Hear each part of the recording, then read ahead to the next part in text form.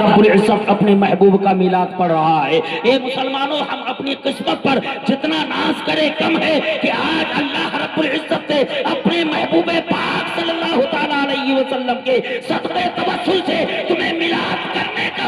हक दिया है और मुझे मिलाद पढ़ने का। वाह वाह वाह वाह वाह, सुभान अल्लाह सुभान अल्लाह। मुसलमानों, हम अपनी किस्मत पर जितना नाज करें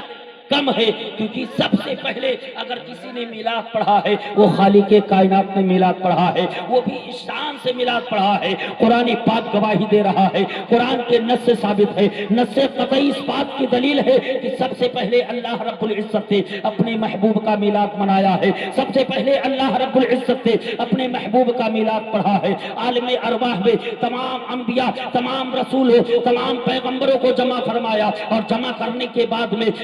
अल्लाह रब्बुल इज्जत अपने महबूब का मिलाद पढ़ रहा है। कुरान पाक गवाही दे रहा है, वइद अखज़ल्लाहु मीसाक़न नबिय्यीना, कि जब अल्लाह रब्बुल इज्जत ने अपने महबूब का मिलाद पढ़ाया है, अल्लाह रब्बुल इज्जत ने जब अपने महबूब का मिलाद पढ़ा है तो इस शान से पढ़ा है कि तमाम अंबिया कराम को जमा करके अपने महबूब का मिलाद बनाया है। अब आप कहेंगे मौलाना, मिलाद पढ़ने के लिए स्टेज का होना जरूरी है, मिलाद पढ़ने के लिए माइक का होना जरूरी है, मिलाद पढ़ने के लिए आवाम का होना जरूरी है, मिलाद पढ़ने के लिए नबी की तारीफ बयान की जाती है। मैं कहूँगा बिल्कुल सही कह रहे हैं। अल्लाह रब्बुल इज्जत ने जब अपने महबूब का मिलाद पढ़ा है, अल्लाह रब्बुल इज्जत ने जब अपने महबूब का मिलाद मनाया है तो हूबहू ऐसे किया है। जब अल्लाह रब्बुल इज्जत ने अपने महबूब का मिलाद मनाया है, आज हम नबी की तारीफ कर रहे हैं, आज हम नबी का मिलाद मना रहे हैं, तो एक आम इंसान की मौजूदगी है, एक आम इंसान बैठे हुए हैं, लेकिन उस महफिल में कोई आम इंसान की मौजूदगी ना थी, बल्कि अल्लाह रब्बुल इज्जत ने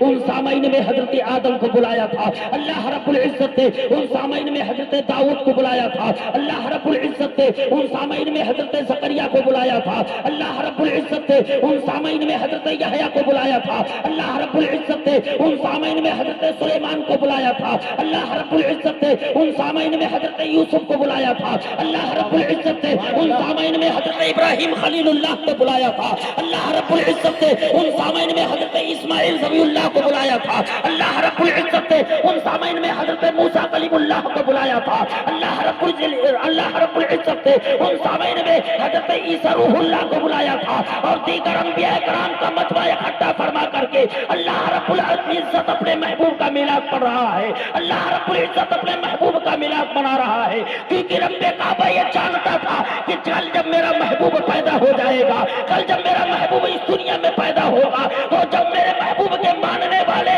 मेरे महबूब का मिलाद मनाएंगे तो कुछ लोग कहेंगे कि नबी का मिलाद मनाना शिर्क व बिदअत है। इसीलिए मैं अपने महबूब का मिलाद पढ़ करके ये बताए देता हूँ कि आए मेरे बंदो, जब मेरा महबूब तुम में पैदा हो जाए तो मेरे महबूब का तज़किरा भी करते रहना, उसका मिलाद। नाराए